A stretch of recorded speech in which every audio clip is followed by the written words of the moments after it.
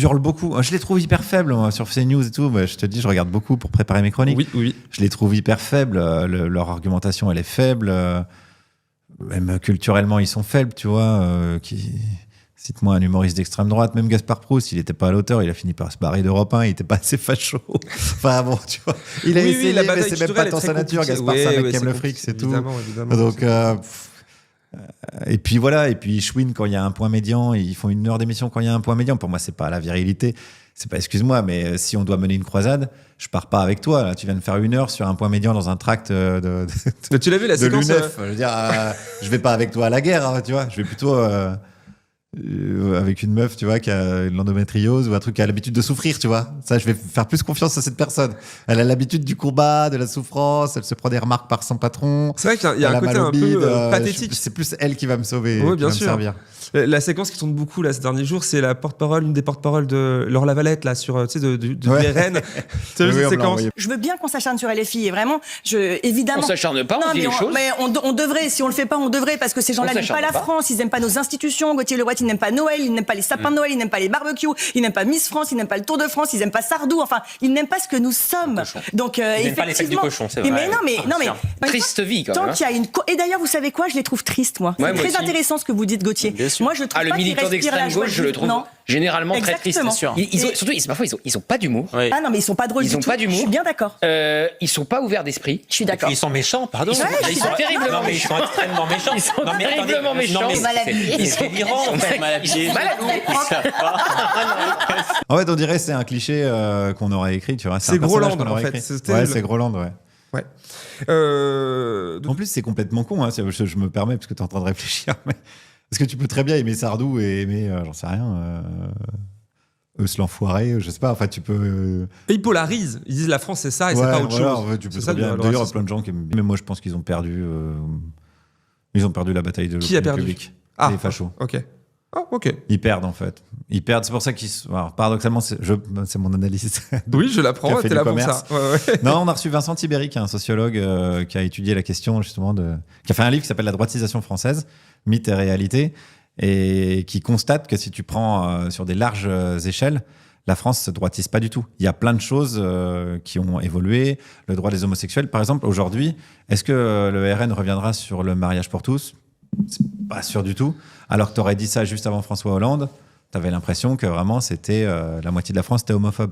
Donc il y a évidemment économiquement c'est beaucoup plus contestable cette analyse, mais sur les affaires sociétales, on va dire, la France se droitise pas tant que ça. La peine de mort, c'est pas sûr. Ouais, ça, par exemple. Fait, c'est toujours le seul truc qu'on. C'est la prison, machin. Il y a un côté très. Ouais, c'est toujours le seul argument qu'on a. Ouais. D'ailleurs, c'est un argument, un outil. Le fameux sondage sur la peine de mort qu'on utilise aussi pour se méfier, que les politiques utilisent aussi pour se méfier des gens, en disant on va pas faire de référendum sinon les gens ils vont être pour la peine de mort. La peine de mort c'est vraiment le truc que tu peux choisir à n'importe quel moment tu le sors, oui bon d'accord, c'est vraiment un outil de statu quo et de fin de débat. Donc je me méfie de ce petit outil de la peine de mort. On va commencer classico. J'ai parlé des bijoux. Rachel Kahn nous parle de ça. Bijoux, je le rappelle, d'une valeur inestimable. Valeur inestimable, ça me fait penser, je fais un parallèle peut-être un peu stratosphérique, mais ça me fait penser, on a en France tué 2 professeurs. Et là, aujourd'hui, en France, dans le plus grand musée du monde, le plus prestigieux, on est dans cette guerre contre notre histoire, notre transmission, notre bien commun. En direct de la stratosphère. On part dans le calme, l'assassinat de 2 profs avec vol des rubis de l'archiduchesse de mon cul sur la commode. Bon, là, c'est un classique, hein, je dirais c'est une semaine normale, mais... C'est une semaine où Thomas en a parlé, on a beaucoup parlé de l'incarcération de Sarkozy, un riche en prison, du coup les riches, ils sont pas contents. C'est un choc pour des gens comme nous. Pour des gens comme nous, c'est terrible. On n'est pas fait pour ça, nous ne sommes pas des animaux. Être enfermé en étant innocent, parce qu'il est innocent, c'est absolument sûr. Bon, alors, il est innocent, bien sûr. Vous êtes un ami de Nicolas Sarkozy. Oui. Et il faut le dire, évidemment, aux auditeurs. Alors, quand Pascal Praud fait preuve de déontologie, c'est vraiment que l'heure est très très grave. Moi, j'étais inquiet. Je dis, putain, il est malade, Pascal. Alors, je tiens à vous rassurer, c'était passager. parce que devant un autre chroniqueur, autre discours. Vous accusez quelqu'un d'avoir fait quelque chose, il est présumé innocent. La France est humiliée. Bah oui, la France, bien sûr, la France est humiliée. Bah oui, elle est humiliée. Enfin, bien sûr, si vous ne le voyez pas, c'est que vous voyez pas grand-chose. Là, vous exagérez. Non, j'exagère pas, c'est pas mon genre. Ce n'est pas le genre de Pascal Praud, c'est vrai. Moi, c'est pas mon genre de faire une fixation sur Pascal Praud non plus. Pas du tout. Mais il est fascinant. Par exemple, avec Maëlle Léna, France Terre d'Asile, on parle d'immigration dans cette émission. Eh bien, Pascal Praud, figurez-vous, il est favorable à l'immigration, mais seulement quand il parle football, quand il parle Ballon d'Or, par exemple. Sur 5 Français, il y en a 4 dont le père ou le grand-père n'était pas né en France. Ah là, c'est open bar. Hein. Non, mais là, je veux dire, la France a parfois, c'est bien aussi d'avoir des arrivées de l'extérieur qui glorifient ce pays et qui glorifient ce pays. On sent la déception autour de la table. On sent qu'il n'est pas sur ses appuis. Hein. Il est pas solide, mais il prend des risques. Il vient de se jeter en slip, un bout de viande à la main, dans la mare au crocodile de sa propre émission. Je rends hommage à ces Français qui ont porté haut. Il glorifie le pays, sauf quand il refuse de chanter la Marseillaise. Entre autres. Entre autres choses. Non, mais il y a un moment de... Pourquoi pas dire les choses? Bon, on va marquer... c'est le plus... Pourquoi vous refusez, Pascal Praud, de dire les choses? Refusez de dire les choses, Pascal Praud, c'est mal, dites-le. Le type, il a 2 doigts de se faire virer de sa propre émission, là, pour propos gauchistes. C'est pas du courage, quoi. C'est du courage. Ou de la bêtise. Mais concernant Pascal Praud, ça m'étonnerait. Donc vive, alors l'immigration par exemple algérienne, car qui ne chantait pas la Marseillaise? Karim Benzema. Il a une image parfois qui est contrastée, c'est un gentil garçon, Karim Benzema, et c'est un type qui n'a pas eu un carton rouge dans toute sa carrière. Donc franchement, il n'y a pas de procès à lui faire sur son comportement. Ce journaliste. Voilà. La pause. Allez, terminé.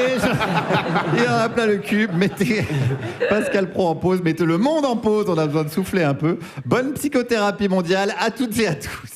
On imagine que tu regardes justement les médias, les chaînes d'infos en continu et les médias de manière générale pour t'inspirer.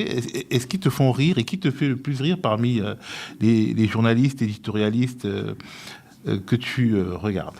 C'est vrai que Pascal Praud, c'est un peu un classique. Hein. Ouais, c'est un classique parce que comme les médias, c'est devenu un énorme cirque.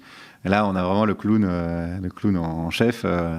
Et qui tous les jours nous régale. Donc ouais, évidemment, si on le voit du côté humoristique, moi je le vois parce que je m'inspire comme Mourad pour travailler de ce qui se passe sur ces chaînes-là.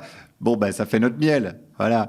Mais bon, évidemment, du point de vue démocratique, c'est extrêmement délétère. Moi, je m'en rendais compte, comme tu l'as rappelé, quand j'interviewais les gens dans la rue, je me rendais compte qu'ils me resservaient ce qu'ils venaient d'entendre sur CNews, ils me le resservaient dans mon micro sans aucune remise en question. Donc oui, j'ai conscience que c'est pas juste un cirque. Donc tu lui donnes un anodin. top à Pascal Praud. Ouais, Pascal Praud, c'est dur de le détrôner, mais après, toute son équipe est quand même assez formidable. C'est des gens, ils savent bien s'entourer. Et puis après, Cyril Hanouna, là, les grands classiques.